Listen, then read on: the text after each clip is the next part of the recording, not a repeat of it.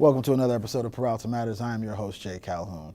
Today's episode, we'll be talking about student safety. So, sit back, relax, and let's get into what matters here at Peralta.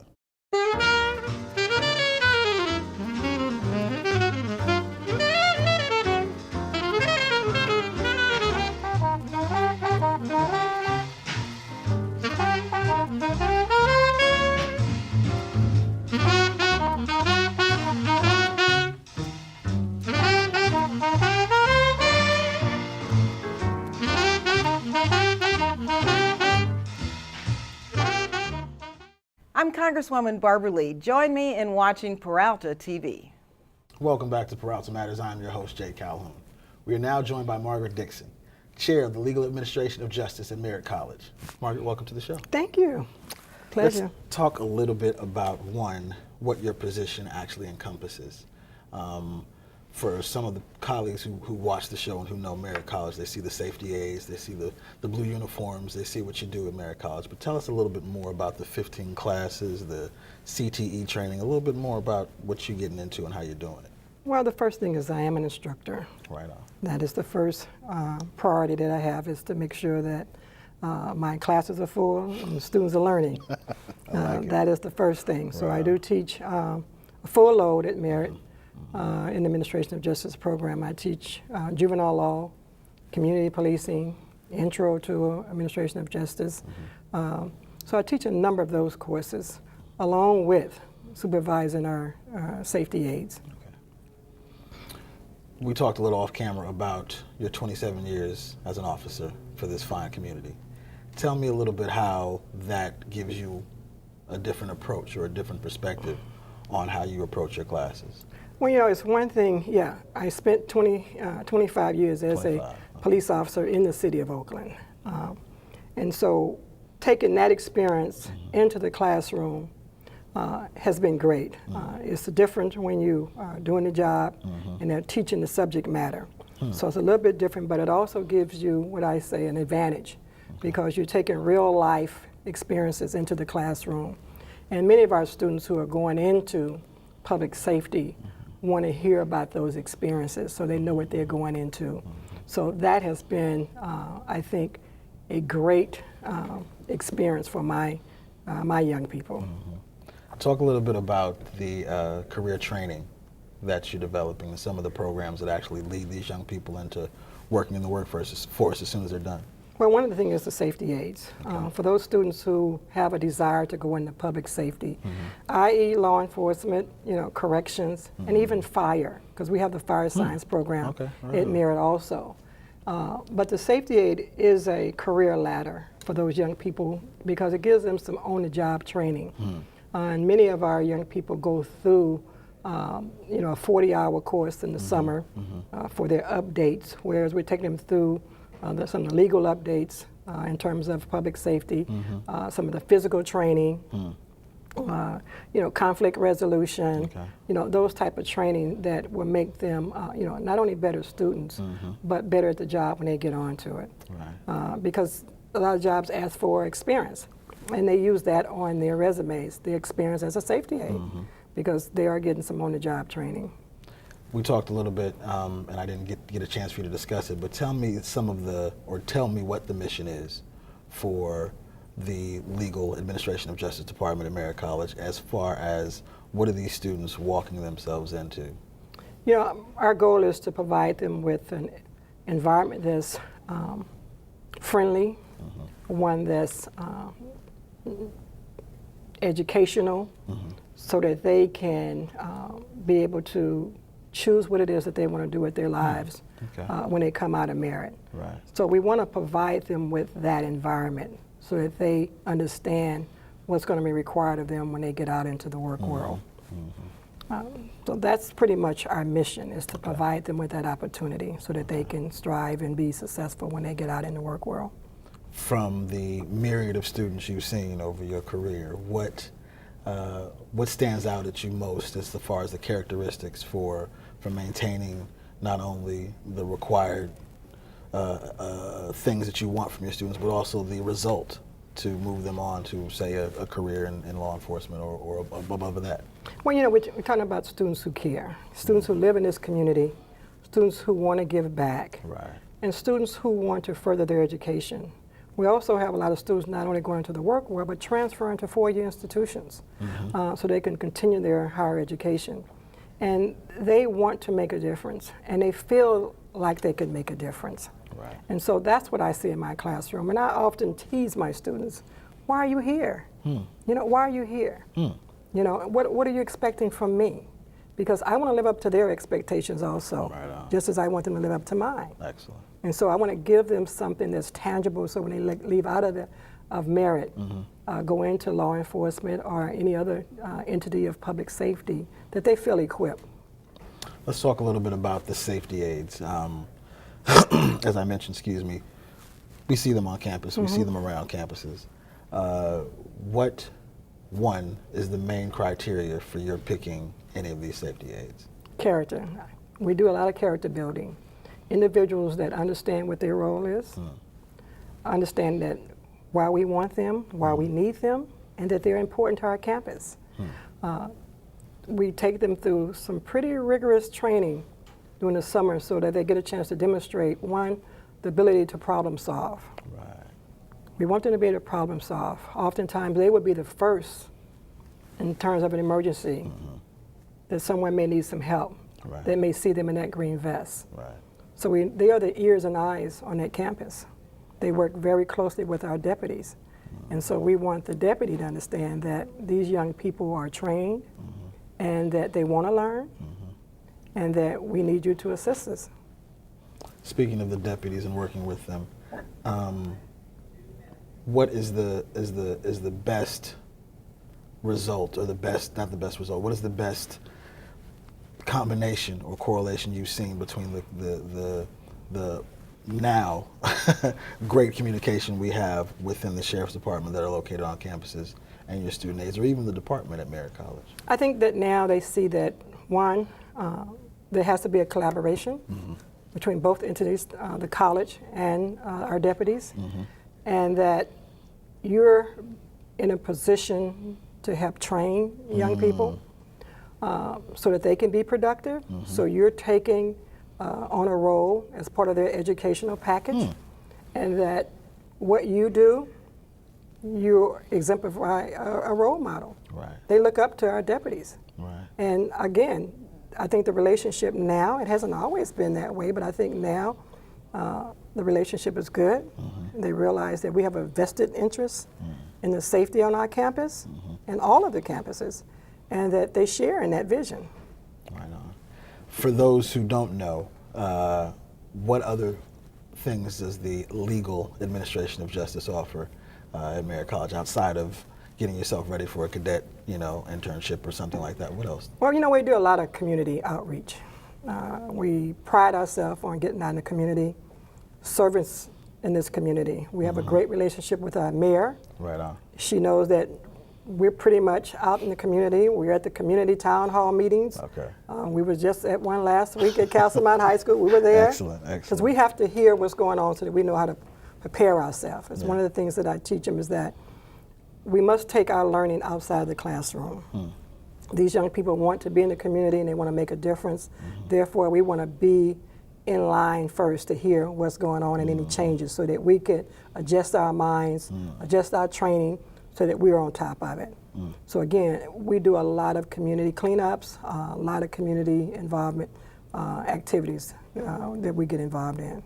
I want to thank you for putting the community back in community college. Hey, that's what it's all about. It's about Thanks for being community. on the show. Thanks again. You're so welcome. We'll be right back in a few minutes. My first instructor, he wasn't that articulate, but he used to say, you got to read the book. The EMT program, it's very intense. If you're not prepared to study, then don't even bother to show up. There's a lot of people in the class who want to be firefighters, myself included. I want to be a nurse. Some of them are going to go on to be doctors, like this guy. He's going to be a neurosurgeon. I want to go to medical school, so this is like you can get some great experience, some great knowledge, and you're going to learn every single part of it. Bleeding control, CPR, mobilization of the spinal cord. The true skill is the assessment. When they can come in and recognize a cardiac event, recognize a stroke. You see somebody just sweating and can't breathe very well, and by asking a couple questions, you're able to figure it out, so it makes you feel really good. I can't teach them everything in here, but But if I can just get them started with thinking about assessments, that's the true skill. Being an EMT just really opens a lot of doors. And after that, everything falls in place. Welcome back to Peralta Matters. I'm your host, Jay Calhoun. We're now joined by Greg Valentine, Director of Risk Management for the district. Greg, welcome to the show, man. Thank you for having me. Pleasure to meet you. My pleasure. You as well. Let's first give our viewers and the students who are watching a little bit about what you do and why it's important to the colleges. Okay, well, risk management supports the health and safety of all staff and students throughout the district.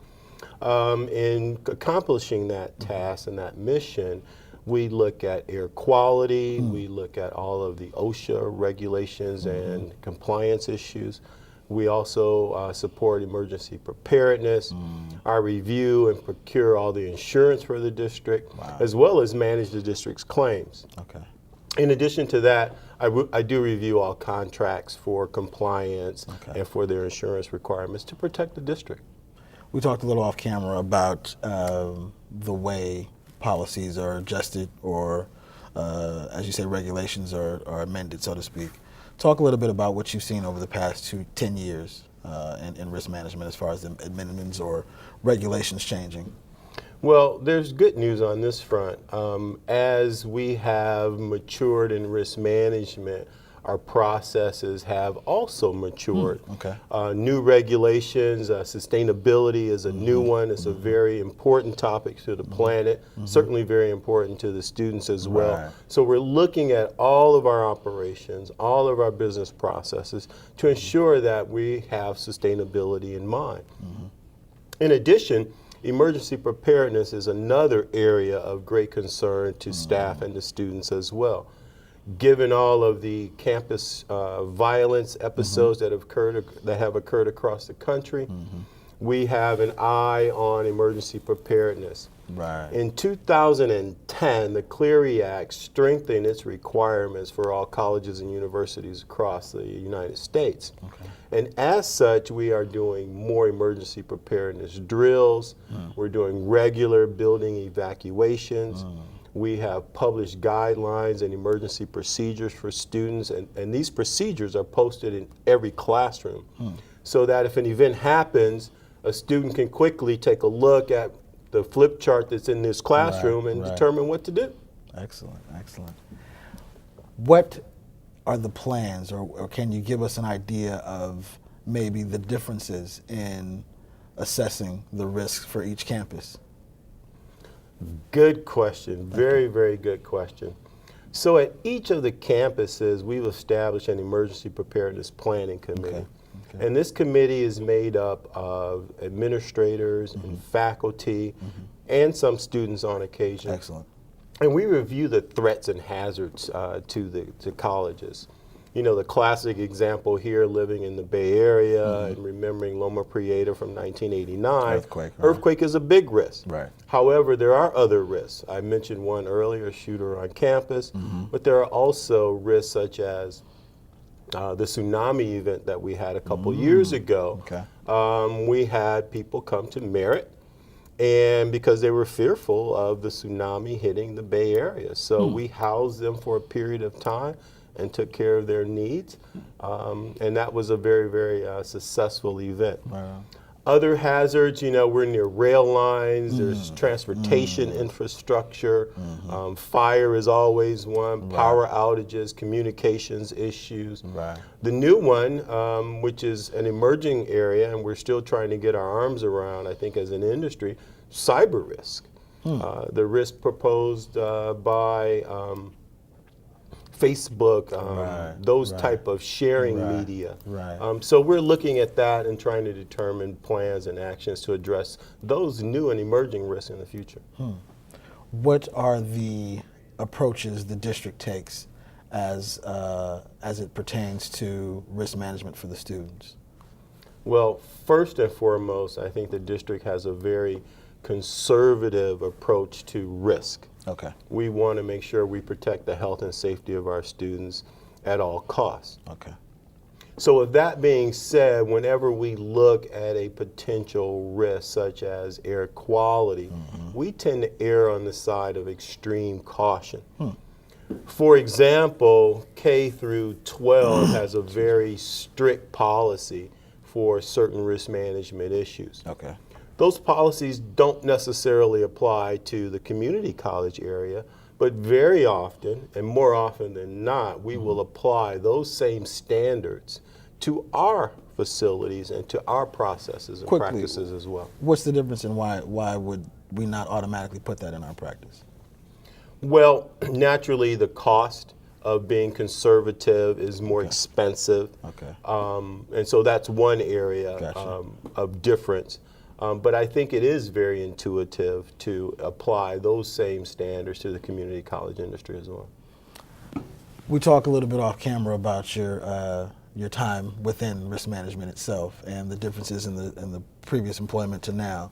What have you seen in the career, or not even the career, the lexicon of risk management that is giving you some outward look to make actually achieving and accomplishing goals that you want to set here at these campuses and at the district?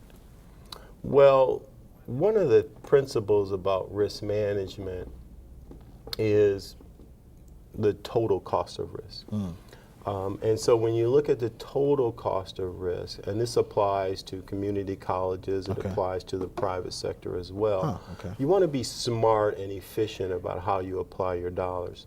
And very often a small expenditure in health and safety will prevent a big expense resulting from a claim. So Gotcha. that's our general approach in the industry, is to look at it smart, to think about it smart, and to be efficient and effective. Have there been any advancements within the industry that allow you to secure that, a little bit more better, give you an advantage to say that we know we can achieve this goal? I mean, of course, there's no way to prevent an accident, so to speak, happening, or to not let it happen, but you can do everything in your power and still something goes wrong. Is there something within risk management that says, you know what, we implement this, there's 80% chance these things won't happen? Very, very good question. Well, technology has certainly impacted all of our lives, and it's impacted the risk management practice as well. So with the use of risk management databases and risk information management systems, we're able to take a look at the historical claims and the historical losses across multiple years. Right. And by doing that, we're able to look for trends. One of the things that we do within the industry is something called tipping point analysis. So if you have a particular claim, you can predict, based on your tipping point analysis from the historical claims, what that claim potentially may turn into. And it allows you to target your efforts better. Again, working smart, working efficient, working effective. Excellent, excellent. Well, Greg, I want to thank you for coming on the show. Thank you very much. It's been a pleasure and education. Thank you very much. We'll be right back with Peralta Matters after this. Academic excellence on Peralta News. Many of the young people that take my classes in administration of justice have a career aspiration of going into some type of public safety, i.e. police, law enforcement, correction, probation officers, parole agents, CHP officers, FBI agents, Border Patrol, anything in that public safety sector. As part of the safety aid program here at Peralta, there are young people on each of our 4 campuses who monitor the campus in terms of the eyes and the ears on campus. Our goal is to make sure that the staff, the students, visitors that come on this campus feel safe. That's our goal. And many of the young people that you see enjoy it, because for some, it's the next step for them in terms of their careers in public safety. The program is growing. The need is greater. Therefore, you will start to see more safety aides being hired as student workers on our campuses. The criteria for being a safety aide is, 1, have to be 18 years and older, no felony convictions, be able to pass a background check, carry 9 units or more during a semester. We fingerprint every one of our students to make sure that they do not have anything that would forbid them from being part of our program. No discrimination. Male and female are welcome to be part of the safety aid. There's no age limit other than being 18 and older. We welcome veterans. Veterans have a great deal of wisdom when they bring it to our program. Some students do volunteer their services, but for the most part, all of our safety aides are paid. Here at Merritt, because many of our students that are safety aides, this is their career ladder, they take all their general eds, but they take administration of justice courses like Intro to Criminal Justice, Juvenile Law, Corrections, Intro to Forensics, courses like that, community policing, which is a hot topic on our campus. Being a part of this program here at Merritt College not only helps Merritt College, but it helps this community, the Oakland community. We are training young people that are community policing minded, that understand this community and want to be part of this community. But we want to ensure those young people in the community who have thought about a career in public safety to choose Merritt College. We are professionally training our young people that attend this program to go out and do the best job possible in this community. Academic excellence on Peralta News. Welcome back to Peralta Matters. I'm your host, Jay Calhoun. We are now joined by Chris Shepard, Sergeant for the Alameda County Sheriffs. Welcome to the show, Chris. Thank you. Right on. Thanks, Jay. Let's talk a little bit about first what the Alameda County Sheriff's Department does for the Peralta Community College District. So the Sheriff's Department's a contract. We've been here since 1996. We patrol all of the campuses with the exception of Berkeley City College. Okay. So our mission is to enforce the laws, make sure that the educational process takes place without being disturbed, and to make sure that everybody's safe on the campuses. We've had Margaret Dixon on, and we talked a little bit off camera about the work she does at Merritt with the student aides in her criminal justice department. Talk a little bit about how it helps, how these students in some way, fashion, or form actually aid the Alameda County Sheriff's Department. So we have a great relationship with her. She does great work. The people that are up there are really good people, and obviously they're geared towards law enforcement. They are mainly at the Merritt campus. I think we have one at College of Alameda campus. And they go around, they patrol the campuses, and they kind of basically assist us. We have 4 deputies that are on day shift and 3 deputies on nights. So at nights we're a little short and we're covering a lot of ground between the 3 campuses. And to have them there help us either escort people to their cars, or sometimes they'll contact people who are having, problems, disturbances, arguments, and they can help us get to those disturbances or help us with some of those problems. They have great people skills. They know how to talk to people. They know how to calm them down. They do a good job at observing what's going on around them and bringing us in and giving us information. We even had a case where there was an auto burglary in a parking lot up at Merritt, and they were very observant. They watched this person. They knew what that person was doing was suspicious. And that's the training that they were getting from Margaret. And based on that, we were able to get our auto burglar. So they do a great job. Right on. What have you seen in your time at the district as to be a shining star, a beacon of this is how patrolling and policing should be done? I think that we take the community-oriented policing approach here. And it's about seeing a problem and solving that problem, figuring out a way to solve that problem, and maybe not just looking just at what's going on the campus, but each campus has areas around it that bring people in.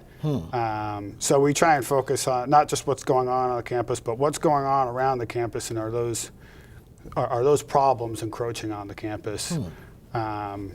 So we try and identify the problem, and then after we identify the problem, we find a solution to that problem, and then we deploy that solution to the problem. How is that,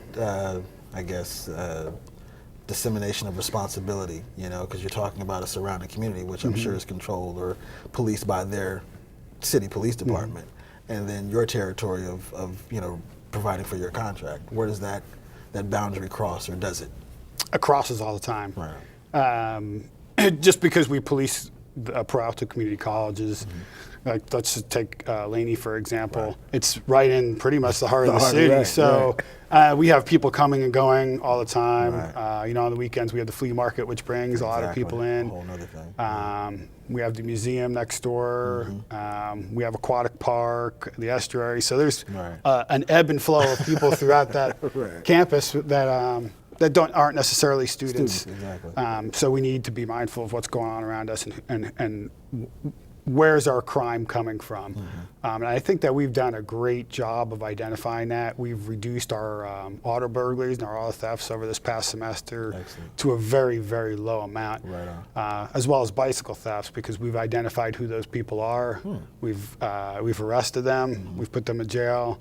The cameras, this new camera system that we have about 500 cameras that came online. And the parking lots were a big focus. Gotcha. So we may not know the names of the people who are doing them, but we can identify their faces, and then we start working information from there. And recently we've probably gotten at least 10 auto theft suspects arrested recently, which reduced, and those were not in the parking lot. There was 2 from the parking lot, but by arresting these other suspects, we've kept them from coming into the parking lot and taking more cars or burglarizing the cars. So I think maybe we've had about 2 auto burglaries this semester and a couple of stolen cars. But by arresting all these suspects from the different areas, and we identified Aquatic Park as one of those areas. And so we've probably had about 10 arrests in the last month for stolen cars, a few guns. And by thinking globally and looking outside of the campus, identifying that these people are the people that are coming onto the campus that are committing crimes, we're able to keep the guns off of the campus, the auto thefts down low, the auto burglaries down low. And that helps in the educational process, because if you're not worried about your car getting broken into, your car being stolen, you can focus. Yeah, you can really focus and especially if you're taking a test, you don't want to be thinking, is my car getting broken into? So hopefully that relieves a lot of heartache for some people. Truly. We talked a little bit with our risk management director about emergency preparedness.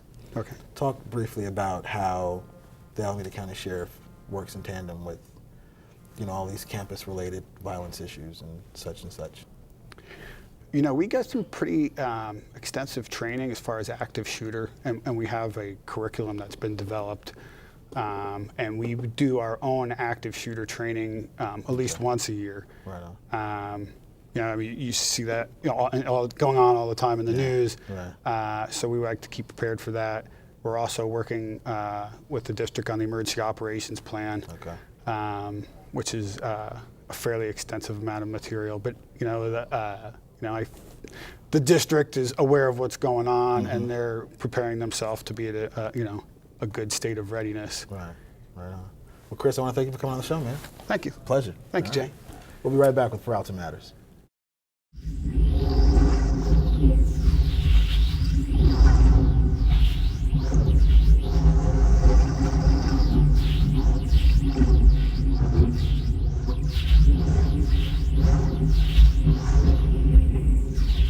Peralta TV, programs that matter. Welcome back to Peralta Matters. I want to thank our guests for coming on the show today. I hope you got a good understanding of the law enforcement here at the Peralta Colleges, about the Alameda County Sheriffs, and about the programs we have offered at Merritt College. Please tune in again, and until the next time, do something that matters.